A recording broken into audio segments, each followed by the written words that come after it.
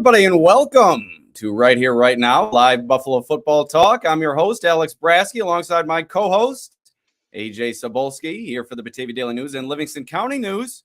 Each week, we'll discuss Buffalo's favorite football team, along with all the comings and goings from Orchard Park. What's up, AJ? Tell the people what we have in store for them today. What is going on, Alex? Cleaned my room today, got the candle lit, so a nice ambiance while we sit here. And about time. Yeah, that's what my mom said. So about here recording our newest pod here, day one of mandatory minicamp here on the Right Here, Right Now, live Buffalo football talk pod. Make sure everyone to like, share, subscribe when you tune in and comment. We'd love to interact and address some comments throughout the show and any questions you have. But on today's show, Alex and I will be discussing our takeaways and thoughts from day one of Bill's mandatory minicamp as we move forward into day two, which is set again for tomorrow as media will be there. A defensive back makes a play. A wide receiver goes down with an early injury. Some wide receivers on the bubble of making the roster make some plays and also make some mistakes. And then Josh Allen, Terrell Bernard speak post-practice. So that was pretty a good couple of press conferences from Bernard and Allen. And then finally, some attendance updates and who did not practice due to injury. So all that and more here on Right Here, Right Now, live Buffalo football talk. So I'm excited to discuss with you, Alex. Yeah, let's kick it right off with there was kind of two big news tidbits from today's practice. We'll start with the negative, AJ. You know I'm a glass half empty type of guy. So we'll start with the injury to Khalil Shakir. It's early in this off season, so certainly you want to let this one play out. There's no injury reports at this time. We will get a look tomorrow to see if he's out there, and if so, in what capacity. But Khalil Shakir goes up for a ball that appeared to be overthrown by Josh Allen. Went down a bit hard, had to be tended to by trainers, remained on the sideline for a little while before exiting through the field house and I believe to the locker room, did not return to practice. So certainly somewhat of a concern here. The only returning wide receiver in Josh Allen's stable goes down with an injury on the first day of minicamp. Not good, especially considering a slew of other players who missed Tuesday's practice. More on that later. But like I said, you want to let this one play out. We'll see tomorrow if Shakir returns or not, and if so, in what capacity. So like I said, you kind of want to play the waiting game on this, not freak out immediately, but certainly somewhat concerning when you consider the significance that Shakir is supposed to take on within that passing game and just within that wide receiver room. Like I said, he's the only returning wide receiver for Josh Allen, the only really receiver to catch multiple passes from Josh Allen last year. I think Andy Isabella, the only other one, and I think he only caught one pass from Allen last year in a game. But in any event, this is something that you want to let play out, but something that does start to ring some alarm bells.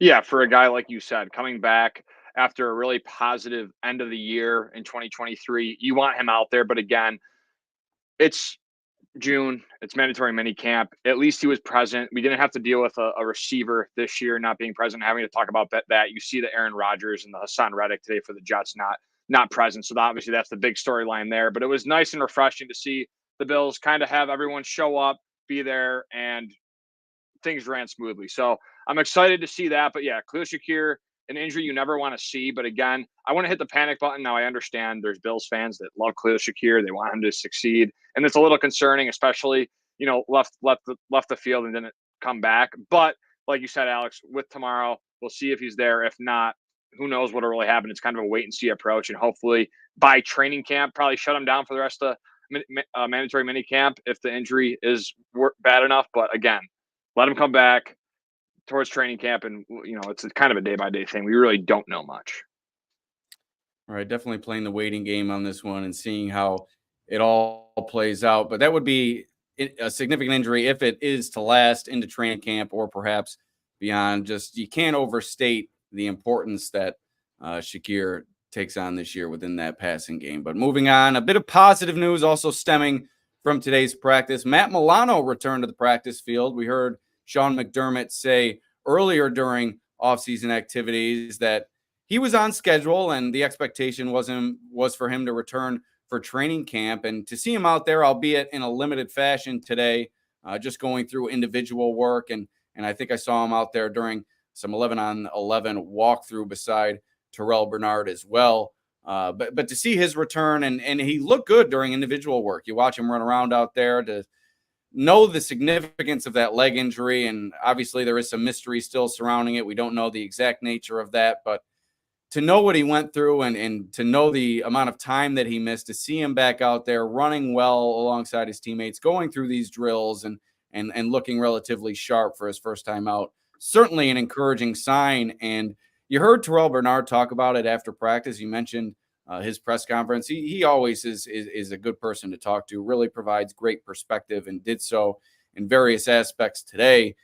One of the areas that he touched on was his budding relationship with Matt Milano, and really just the growth that those two have experienced this offseason, spending a lot of time working on their communication, making sure they're seeing things the same way. I think this could be one of the top linebacker duos in the NFL this season if they are to remain healthy, and obviously if Milano is able to return in time for the regular season. Yeah, it's funny how we go from last year with the uncertainty of Terrell Bernard going into the season. He suffers the injury at training camp. You really don't know. You think Dotson might take the job at that point. But now we're sitting here a year later talking about how Terrell Bernard and Matt Milano could be one of the best linebacker duos in the league. So things do change, and that's why sometimes it's best to be patient with some of these prospects. They don't all work out, but certainly for Terrell Bernard, he's taken he's a very high energy guy, high motor guy that loves the playbook, studies the playbook, works hard. Every press conference he talks about his preparation has always been so good throughout his career, and obviously he's ready for this moment now. But just really looking forward to seeing them back on the field together. Obviously, huge Matt Milano's back out there, not only for himself and his confidence coming off a shortened season in 2023 and an all-pro performance in 2022, but just the camaraderie of the guys in the field, seeing him back out there for the defensive line, for the secondary, everyone on that field, seeing him out there as a breath of fresh air, the leadership he brings, the attitude he brings, the physicality he brings to that defense was just really missed last year. His pass coverage ability, everything that you want in a pass coverage, weak side linebacker, Matt Milano can do. And to see him out there in June before training camp starts, where he can kind of get his feet underneath him, is a really good sign. Yeah, to answer Garrett's question here, certainly did look fluid during those individual drills, and I think that's to be expected if he's going to practice. The Bills aren't going to put him out there in a situation where he's going to look like he still needs time or he's limping in front of the media. So not a surprise that he got through the individual work, but just to see it out there and to see him partake with his teammates, certainly a good sign. And there was a number of linebackers that were injured during OTAs and missed today's practice. According to Sean McDermott, the team's been hit with the injury bug, and a few, like I said, linebackers, Dorian Williams, Edifon Ulofoshio, Nicholas Moreau, Balin Spector, all missed today's practice. I believe I saw all of them out there. If not, I did see most of them. They were off to the side working with trainers, so I don't believe any of them are long-term injuries. But with all those guys dealing with injuries, it was a good sign to see Milano back into the mix. A few more injuries that the Bills dealt with during OTAs that disallowed a few players from getting out there the first day of minicamp. Ray Davis, Ty Johnson, and Reggie Gilliam all held out of today's practice, while one player who returned in limited fashion, Mike Edwards, who missed the entirety of OTAs, he was out there in a helmet and working, like I said, limited. Spencer Brown also limited in addition to Matt Milano. So it's never good to see this many players missing the start of minicamp and to see or to hear Sean McDermott talking about the injury bug in June. And then you see, obviously, Shakir go down during practice. But at the same time, I think this is just it's the offseason. It's not a time where you hit the panic button in any sense with any of these players. You kind of have to wait to see how it plays out. We do have one, maybe 2 more days of mini camp. I know 2 days are scheduled, but a lot of times they do cancel that Thursday. So we'll see if these guys do return tomorrow or on Thursday. And like I said, I don't think anybody, including Shakir, it's time to press the panic button, but certainly something to monitor with all these players. Yeah, you definitely want, and all injuries are tough and they're hard for players to come back from. There's a lot of, you got to go through a lot of rigorous training to get back on the field, but you'd rather see these injuries now than later in the season, or, so be it. So I think all these names that you mentioned, the Ray Davis, the Ty Johnson, Balin Spectors, Dorian Williams, Nicholas Moreau, guys that have contributed and I think are important, but it's something where I think McDermott, you get hit with the injury bug now. You'd rather be saying that now than in November, December, like last year when you lost.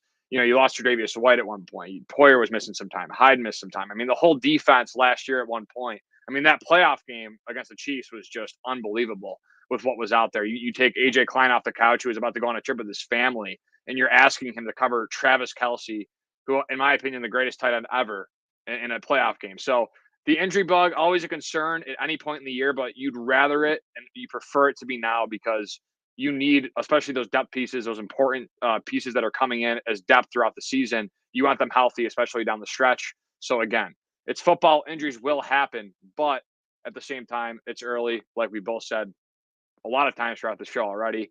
And I think everything will be okay come training camp. Yeah, and I think on the same wavelength, while it's not time to press the panic button with any of these injuries, I think maybe a little bit less so with Shakir. I think if he's not out there tomorrow, and then if they do practice Thursday, if he's not out there, maybe the concern level rises. But it's the same thing on the other side of the coin with Matt Milano, seeing him out there during minicamp. It certainly is an encouraging sign, but you kind of want to pump the brakes on this. You spent the last two off seasons. 2 years ago, you were waiting for Tre'Davious White to return, and it took him so long. And then you were waiting for Von Miller to return, and both players seemed to have a chance to get out of training camp and be ready for the start of the regular season. And that obviously didn't materialize. So I think it's just time to take it slow and let things play out, whether it's positive or negative. Certainly not time to overreact. And I think we touched on it on our last podcast. It's this time of year isn't pointless. But you certainly have to weigh the significance of all, like we say every show, the comings and goings during these practices.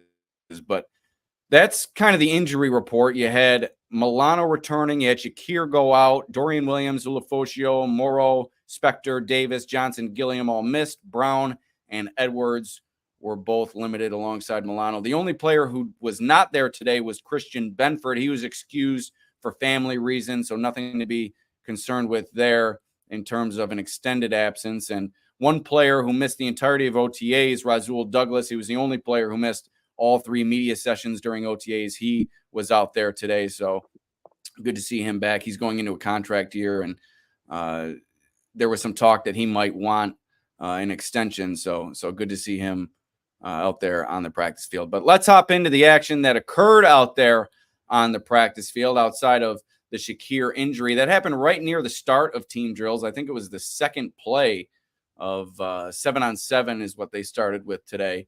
But later during team drills, a defensive back, you mentioned it in the intro, Khair Elam made a play today. It was an interception for Elam, and we've seen him make the big play in terms of securing interceptions before. And this was another one of those circumstances, but it was aided by Tyrell Shaver slipping on the play, and that kind of allowed Elam to get in position to make the play. However, it's good to see Elam, who a lot expected of him, now given the opportunity to kind of step in and maybe increase his role within this defense with Tre'Davious White gone. A lot more needed from Elam moving forward. So good to see him make a play. Like I said last week, the defense seems to be a little bit ahead of the offense, and this was, I think, another example.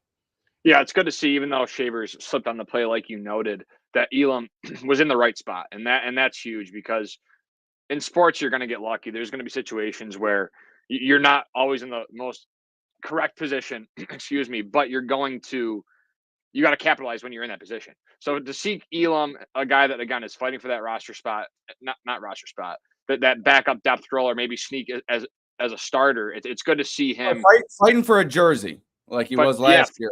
Yes, but yeah, he wasn't active, probably a little too much than anticipated by most Bills fans. I think a lot of fans again thought he was going to take that step, but Benford just was great, and then obviously Trey White was coming back before that Rasul Douglas trade midseason. So yeah, I think Elam is a guy that needs to continue to capitalize on these plays, like we keep saying each week here through voluntary OTAs, now at mandatory minicamp. So I think Elam has a chip on his shoulder, a lot to learn still, but again, to see him capitalize, get some luck go his way, but make the play. That's the big part. He made the play. He got the ball back to his offense, presumably in a real game situation. So good to see from Elam.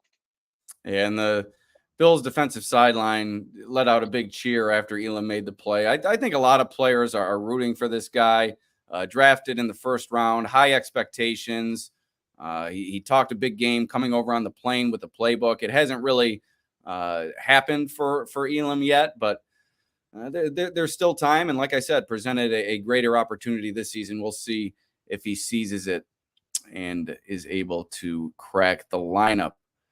But moving on, another defensive back who made a play. A little bit of redemption for Jamarcus Ingram. You saw during OTAs, week 1 of OTAs, Chase Claypool, who's really been a sensation throughout these offseason activities for the Bills. He went up and really mossed Ingram on a jump ball near the sideline. And today it was Ingram who got the better of Claypool. Allen tried to fit a ball in.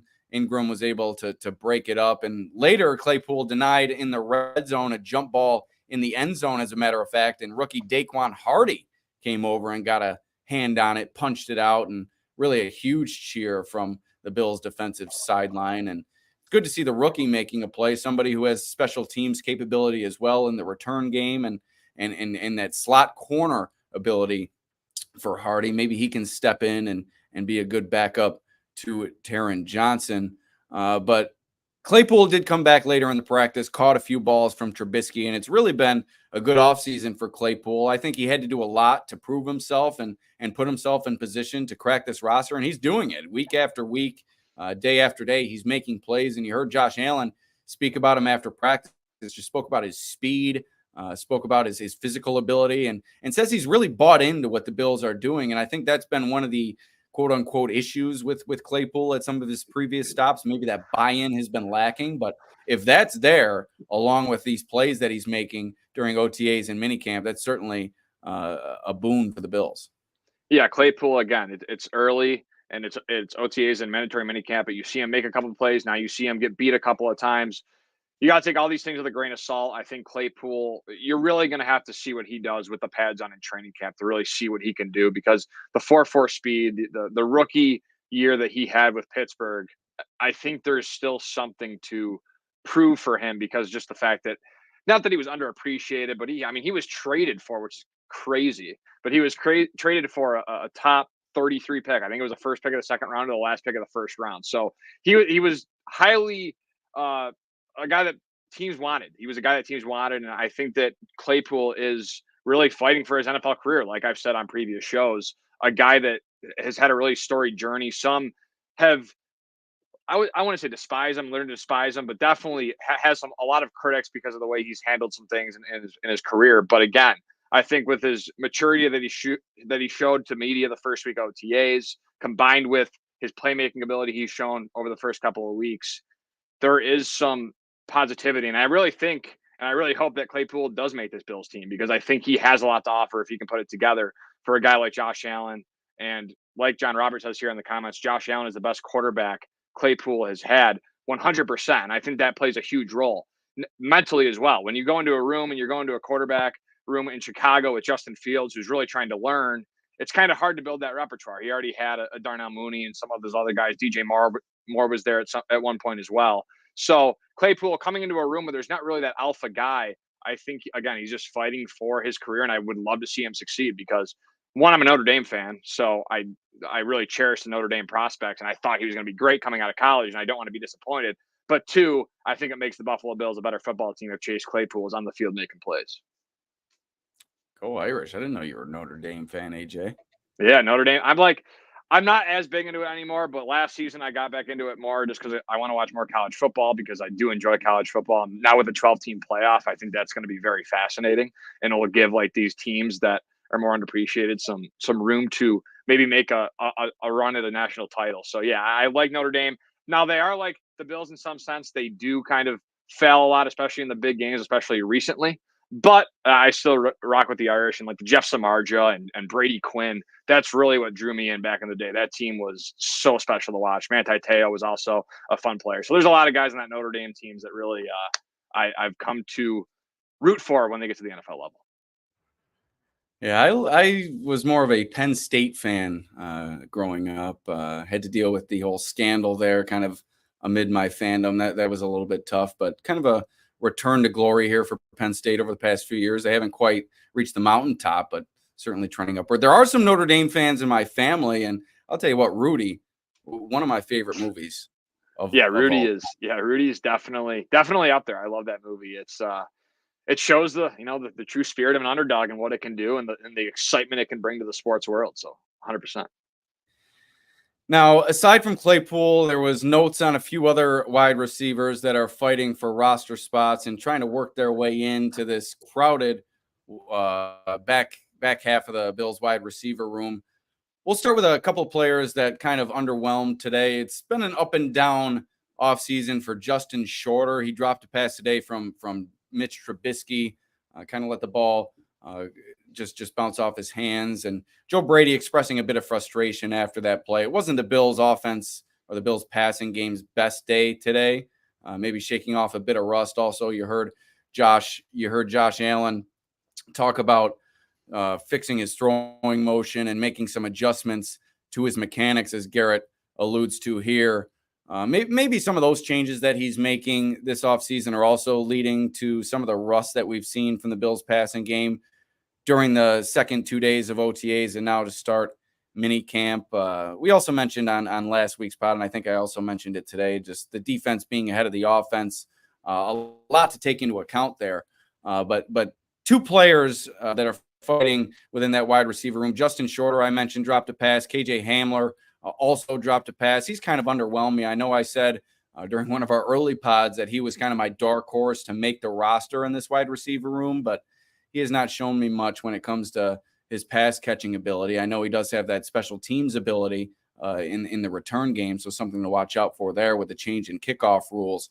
But those two guys certainly underwhelmed today.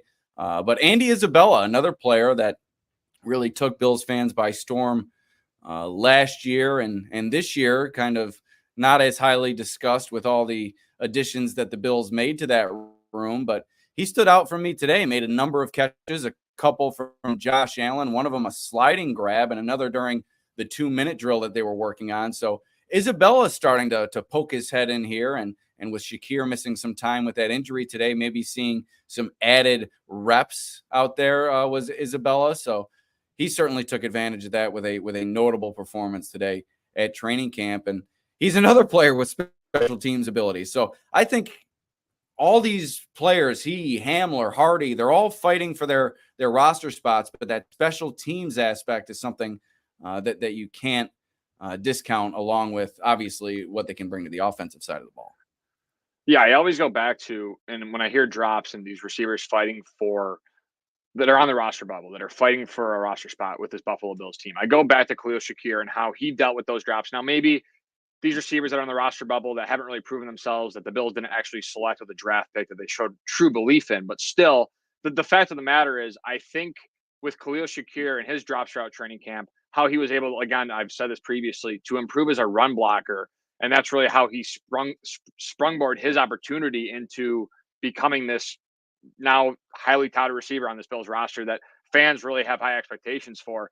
I think with the Justin Shorters of the world and the KJ Hamlers of the world, if you're not going to consistently catch the ball, you're going to have to consistently do something else right, whether that's special teams, run blocking, mastering the playbook, being a leader. Something you need to bring something else that the other guys don't have that stand out if you're going to be an inconsistent pass catcher. Especially with the wide receiver room that is lacking that big name and that consistency at the wide receiver position. So I think with this Bills unit and the KJ Hamlers and the Justin Shorters of the world, if you're dropping these passes, you have to find other ways to make an impact and get the coaching staff to notice you. Well, again, like whether it's in the run blocking game, whether you're springboarding a guy on the outside on a wide receiver screen. So I think that's what it's going to come down to. Justin Shorter, I've never really been that impressed with. I saw him at training camp last year for about 5 days. I wasn't too impressed with him. Now he has the big physical ability to beat you, but I don't think he's put it really together. And then with Hamler, again, he hasn't really produced in this league, although be it a second-round pick at one point and had a little bit of success in Denver. So those two guys fighting for their roster spots, they need to find ways if they're going to drop the ball like that to do something else right. Because if they don't, they're not going to see the 53-man roster. And on Isabella, 2020 was his best season. Arizona. 21 catches, 224 yards, and 2 touchdowns. In his NFL career, 447 yards and 3 touchdowns. It's good to see some positives from him. Again, he has some familiarity. He's trying to make an NFL comeback, kind of like the KJ Hamlers and the Chase Claypools of the world, kind of like those veteran guys that were highly touted around draft time and never really worked out. It's good to see him make plays. I think he's shown some ability in the receiving game and the special teams ability. So I'm interested to see how he does at training camp, if he can take advantage of Shakir being absent, like you mentioned, and if he can really string together some good days for, again, a really loaded back-end wide receiver unit that we're not even on the preface of what this discussion is going to be come training camp, because that's obviously what I'm most excited for, is who the heck's going to be this wide receiver core. Yeah, and that was going to be my next question to you, actually. How do you see that right now in terms of this stage of the offseason? How do you see the wide receiver room in terms of that pecking order?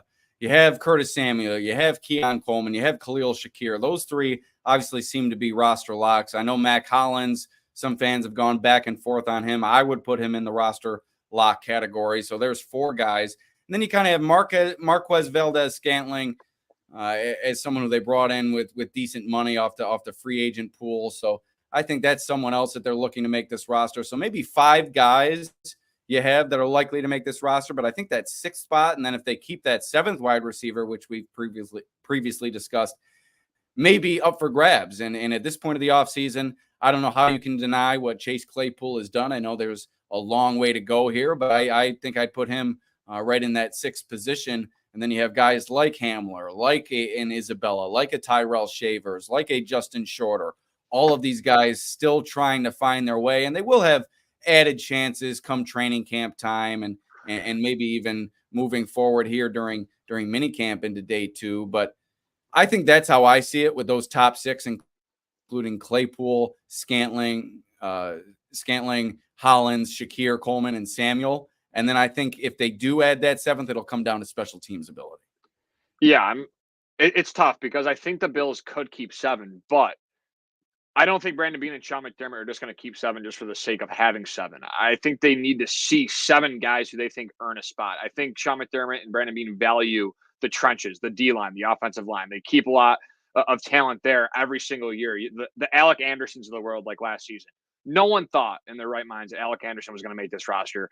Goes out in preseason training camp and balls out and he gets a roster spot. Ryan Vandermark, another one.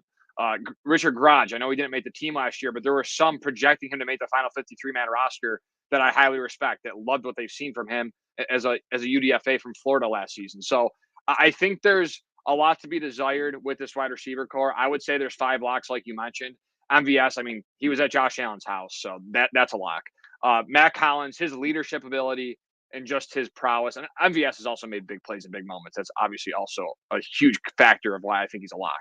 Hollins, his leadership and what he's done. And then you look at the Samuels and Shakirs and Colemans, they're going to all be like, I don't know who's going to be the guy, Alex. Like it could be a 1A, 1B, 1C, because I think Samuel, like we mentioned in the last show, could be that gadget guy who's used as a runner, but also a pass catcher, can be used in the slot, can be used outside.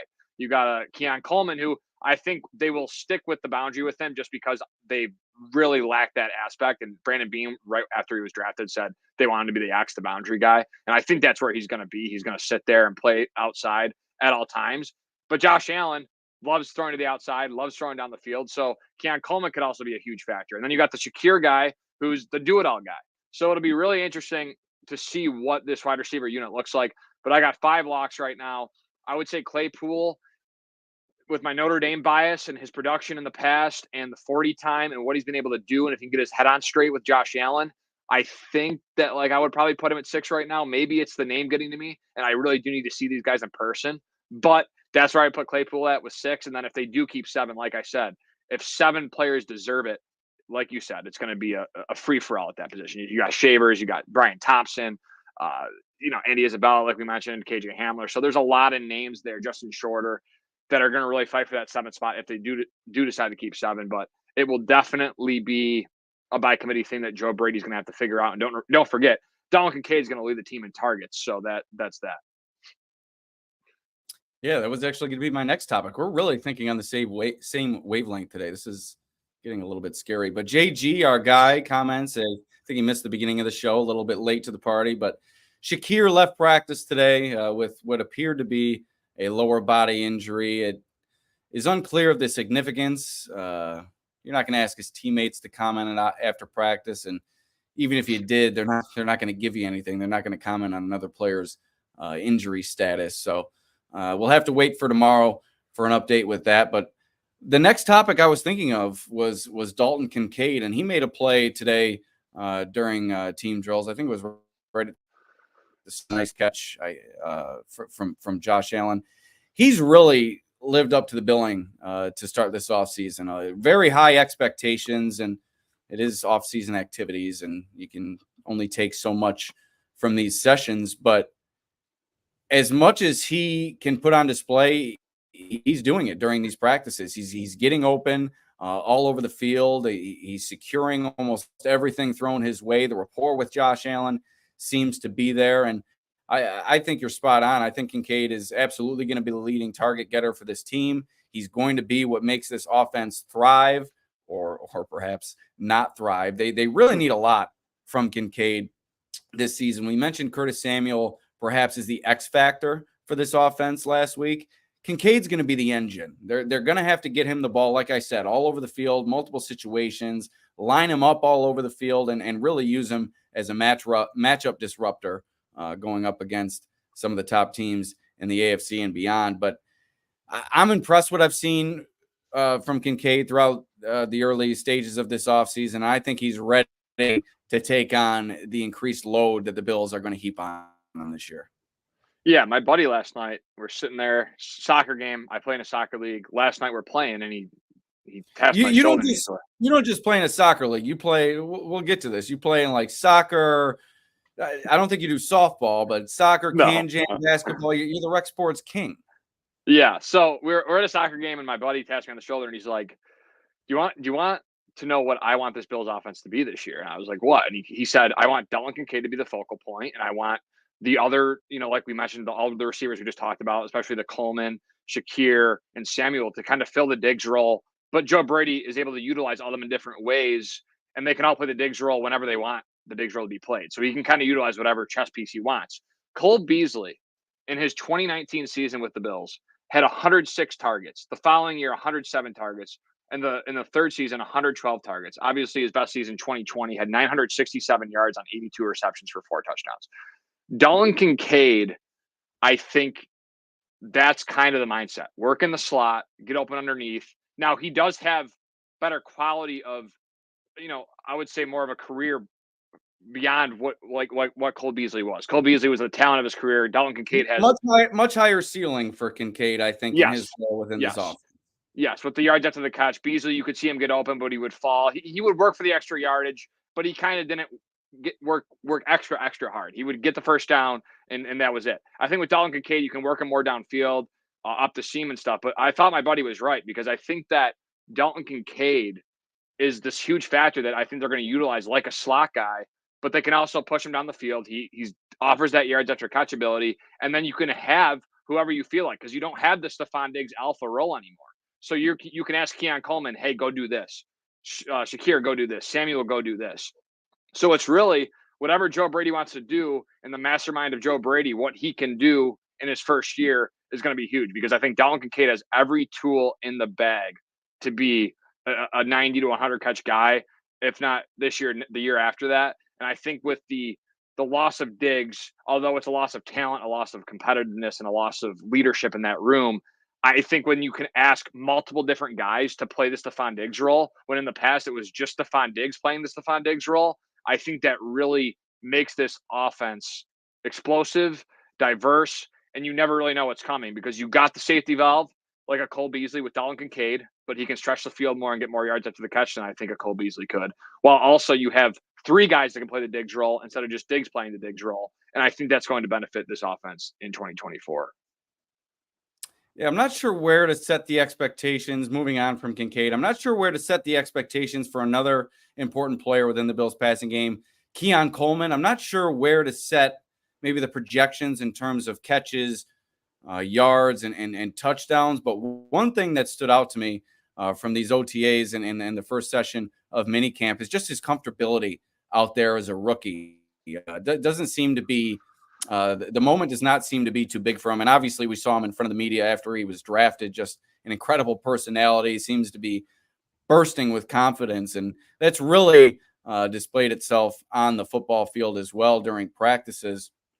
And he made another nice catch today on a ball thrown by Josh Allen. I think medium gain down the middle of the field. And I think that actually came during the 2-minute drill. May have been the first pass of the 2-minute drill. I'd have to check my notes here, but that's another player who's going to be critical to what the Bills are trying to do offensively. And I think his implementation within this offense and how quickly they're able to implement him will kind of tell the story in the ceiling that this Bills offense has this year. You have a Samuel, you kind of have the track record with Joe Brady. You kind of know what to expect there.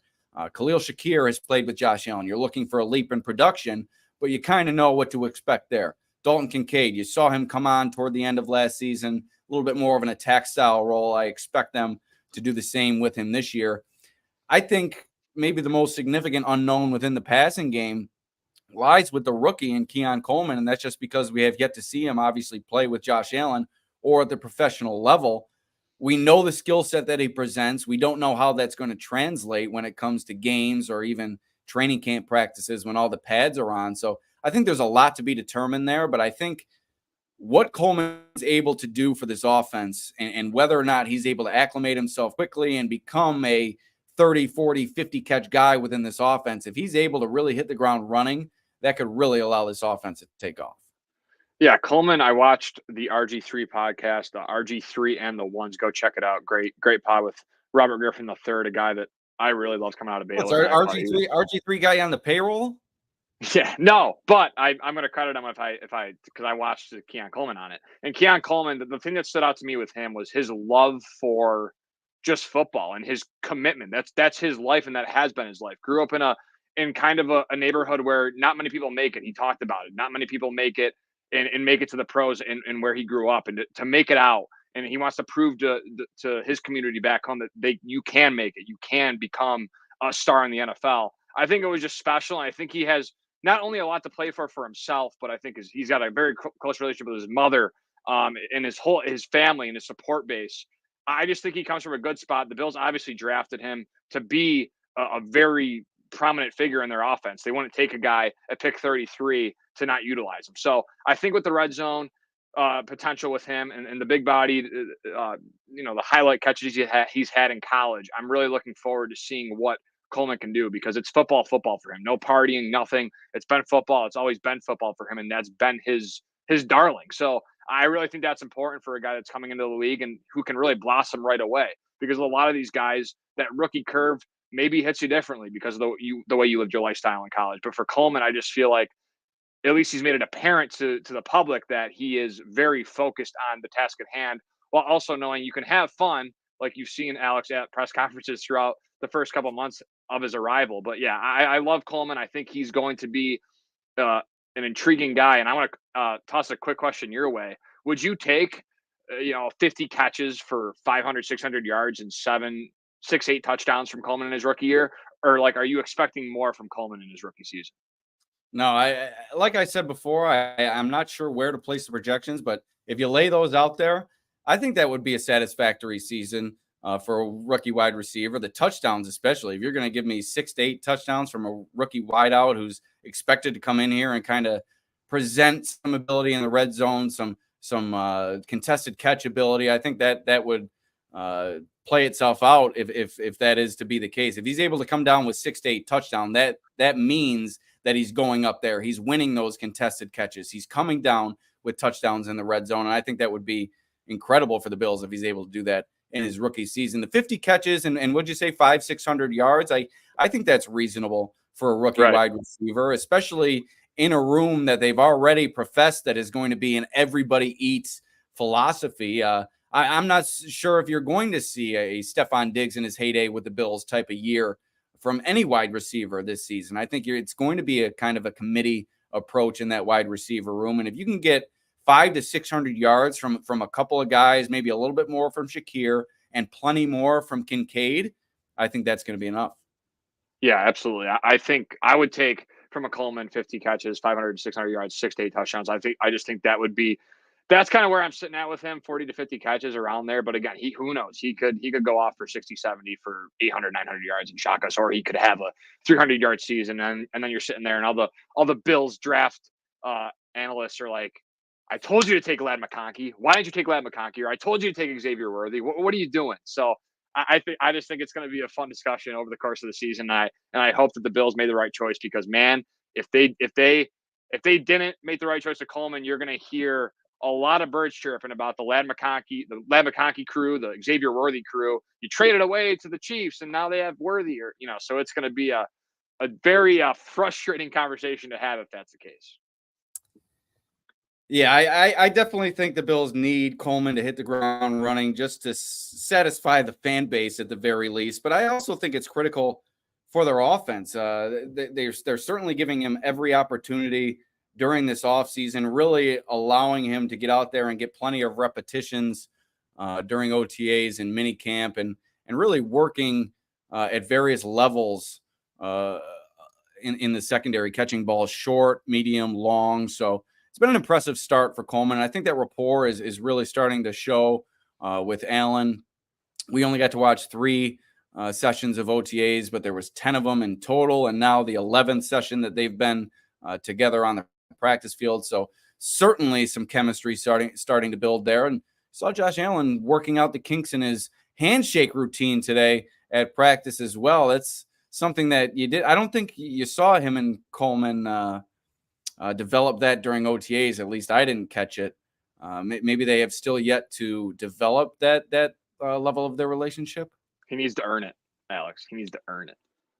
Right. It's kind of like I'm a Yankees fan. It's like the John Sterling calls.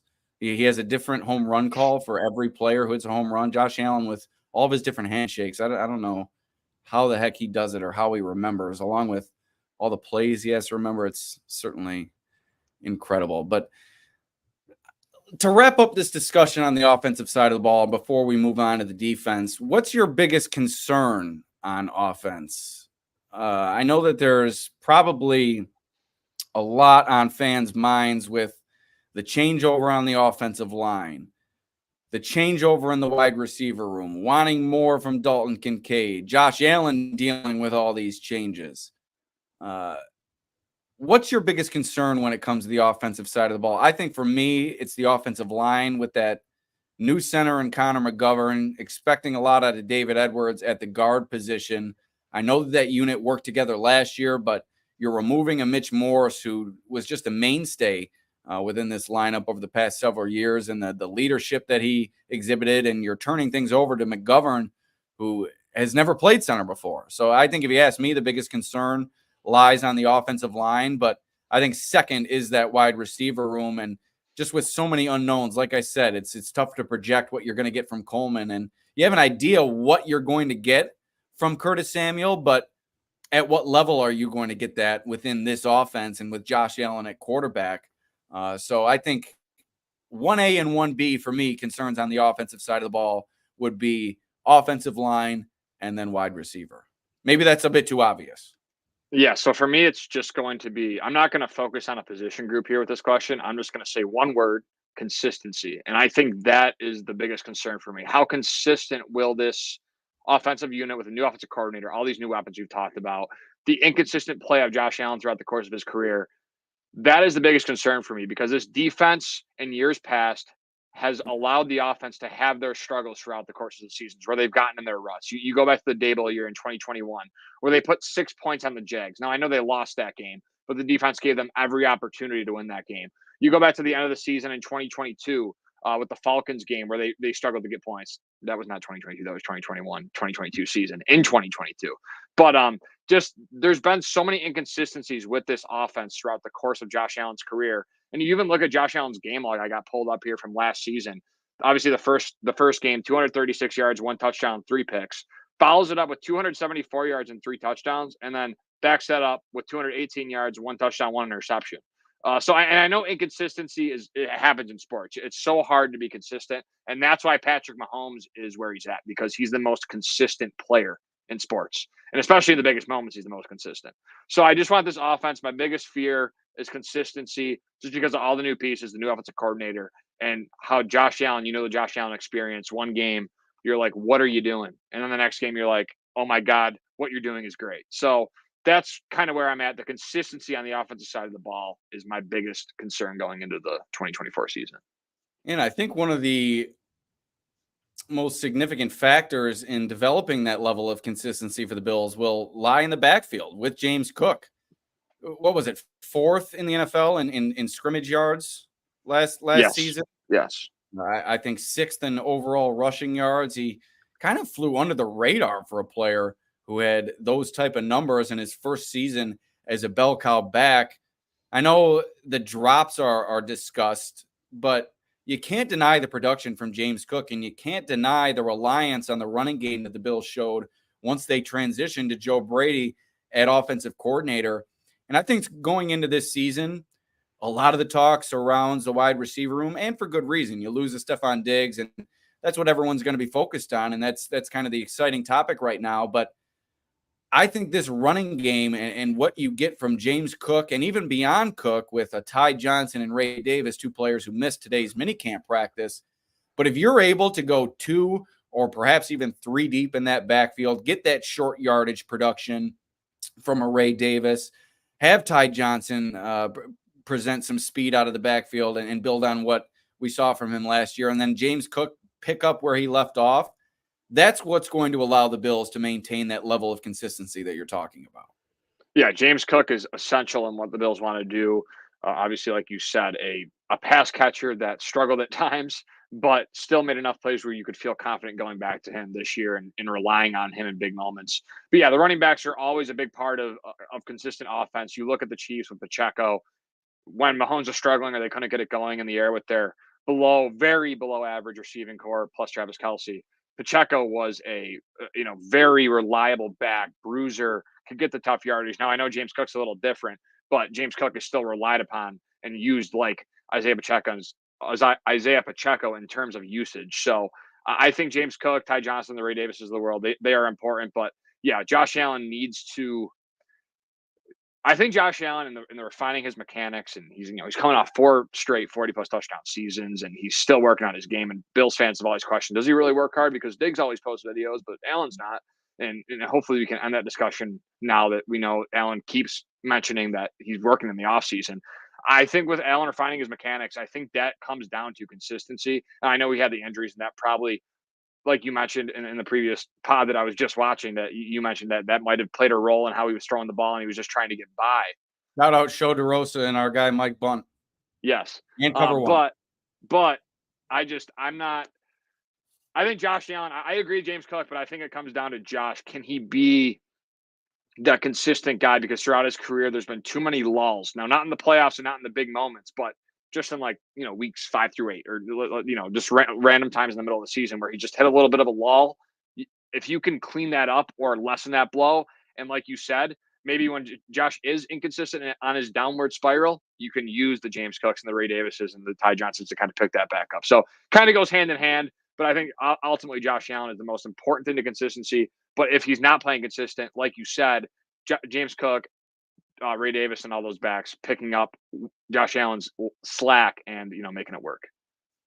Yeah, and Garrett, question about Josh Allen's throwing mechanics and motion. You mentioned it there.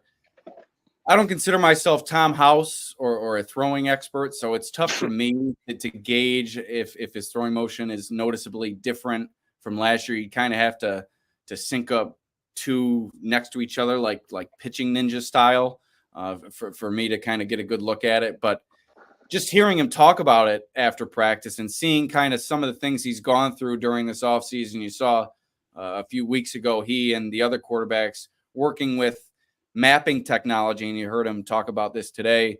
You walked into the field house, they're throwing around baseballs with baseball mitts, and then there's cameras all around them getting like a 360 view, trying to map their throwing motion and trying to refine some of the mechanics that come along with it. And yeah, and he did mention this, and I've mentioned some of the rust that the offense has exhibited, and maybe I've chalked it up to rust specifically, but with Allen mentioning that maybe some of the arm issues that he dealt with injury-wise, the elbow, the shoulder, we know that he's dealt with the past few years, and how that kind of affected things and maybe got him away from some of the refined mechanics that he built early in his career. But he's trying to get back to that, trying to shorten his delivery. I think he said maybe it got a little bit too long on him last year. So I think my biggest takeaway there, I'm not sure of the specifics of it. Like I said, I'm not an expert, but just to hear him discuss how at this point of his career, he's still trying to refine these little things, I think it can only be encouraging for a fan to hear at this point. Yeah, he's a coachable guy. Coachable guys learn on the fly, and that's what he does, and that's what he's done throughout his career. Going into year 7, you never stop learning in this league, and he knows deep down that the Chiefs and Patrick Mahomes are in his way, and what he's been doing at the quarterback position, albeit he's had many heroic playoff performances where the defense kind of left him out to dry.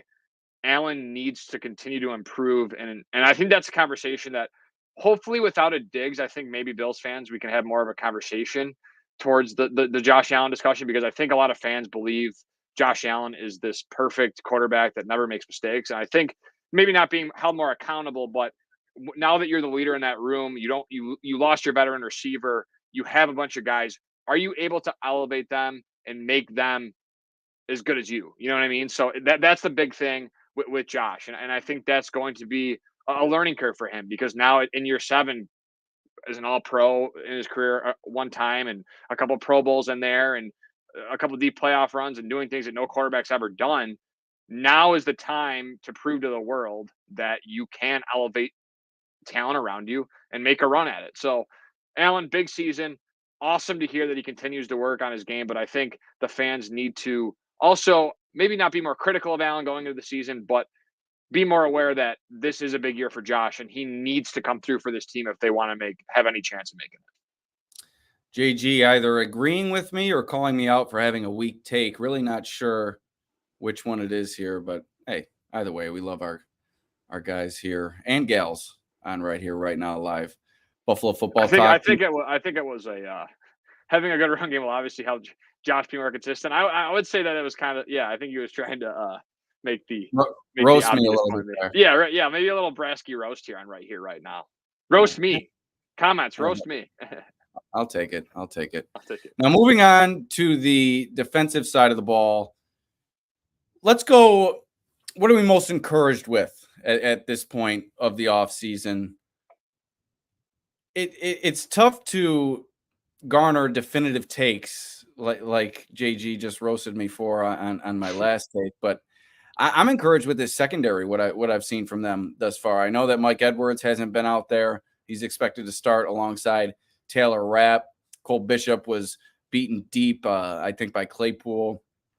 Second day of OTAs, I believe. But when you look at this defensive back room as a whole, and specifically the cornerback position throughout training camp, I've really been impressed. Jamarcus Ingram responding today with a pass breakup on Chase Claypool, showing solid resilience after he was beaten earlier during OTAs, and some of the other guys fighting for roster spots. You saw Daquan Hardy out there today making a play in the end zone, coincidentally against Chase Claypool, but also Kyrie Elam recording an interception today. Damar Hamlin getting in on 2 takeaways for the Bills defense during OTAs. So I think the Bills secondary, which is undergoing a lot of transition going into this year, I think they've been impressive throughout these offseason training activities and really have set themselves up to absorb some of the key losses that they sustained this offseason and really build a new identity with a new defensive coordinator in Bobby Babich.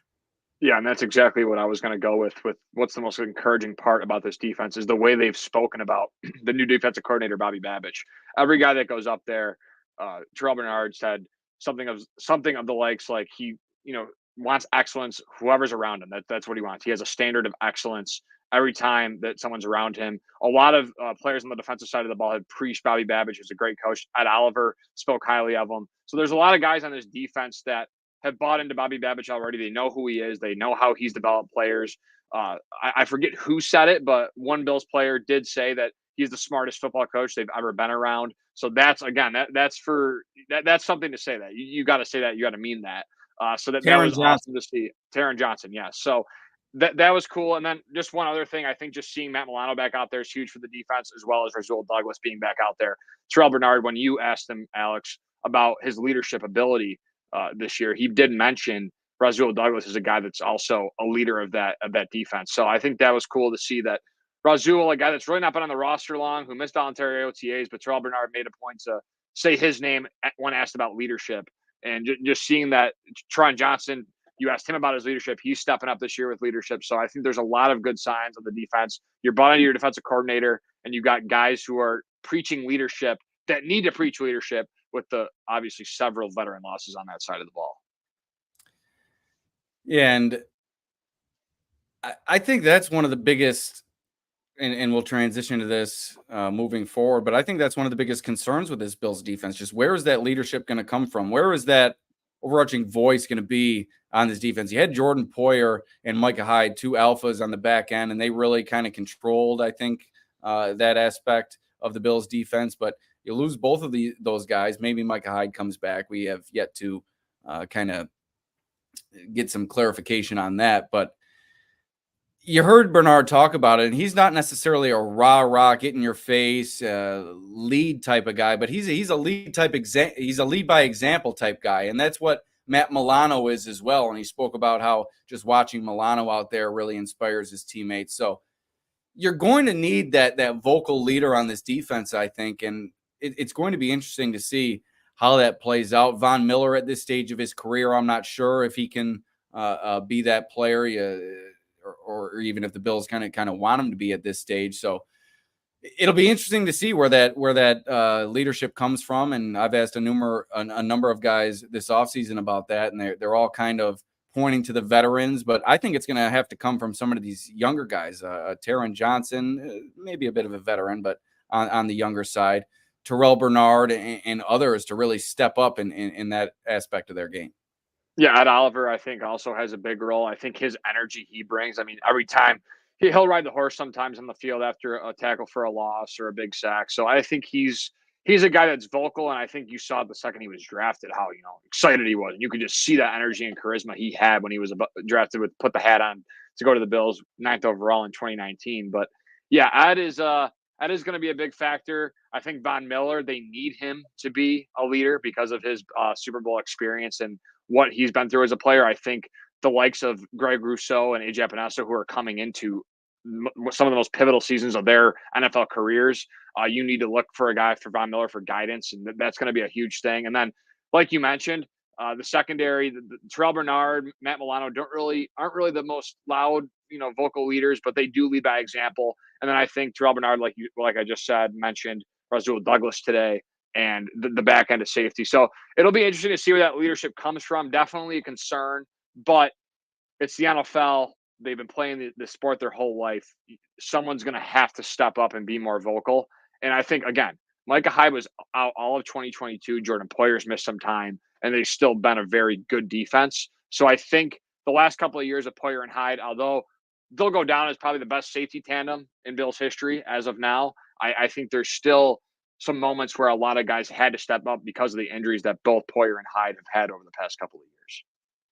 And finally, we will wrap it up with this. My biggest concern on the defensive side of the ball, we mentioned the leadership, but I think my most significant concern would be with this pass rushing unit. I think if the Bills are going to use that money that was freed up by the Tre'Davious White release, I think pass rusher might be somewhere to go. Also in the secondary, I mentioned how they're impressing me, but there haven't been a lot of significant additions in terms of cornerback, and I think that might be something to explore as well. But you're going to need a lot from Ajay Epineza and Greg Rousseau this year. I mean, there's no way around it.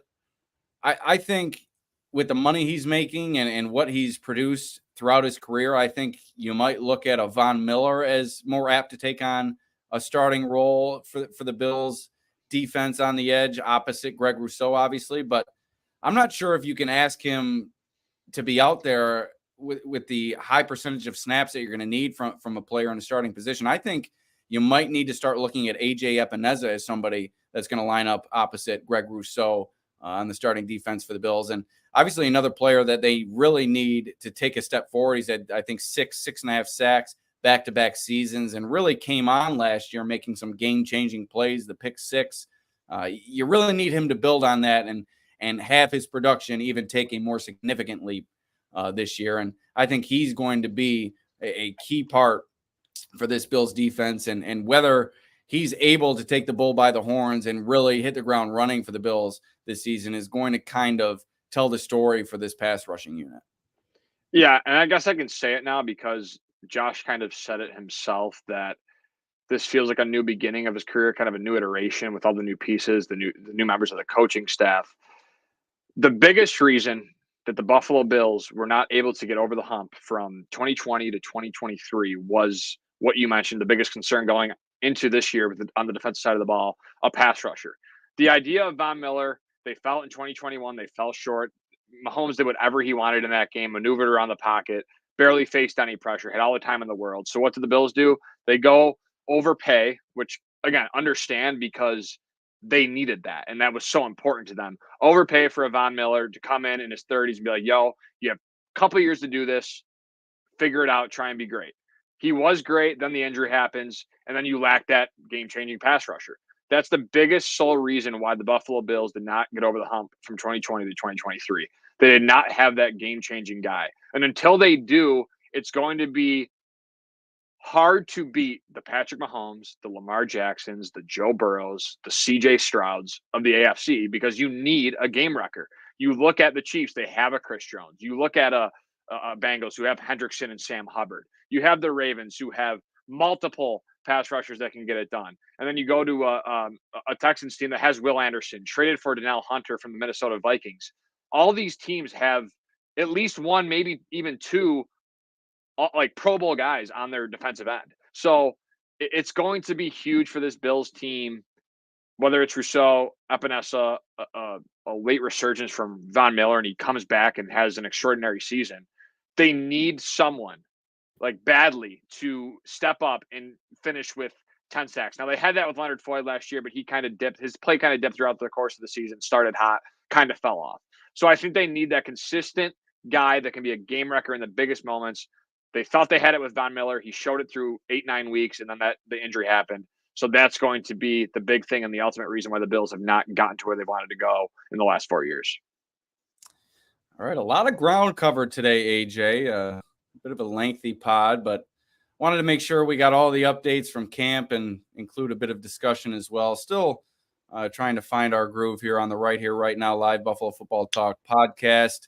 We'd like to thank everybody for joining us. Make sure you like, rate, review, subscribe to the pod, all that good stuff. You got anything to add, AJ? Anything we left out? Anything you'd like to tell the people? Yeah, just want to thank everybody again for tuning in. Another week of Right Here, Right Now live Buffalo Football Talk with myself and Alex. And again, I appreciate all the comments, all the viewership.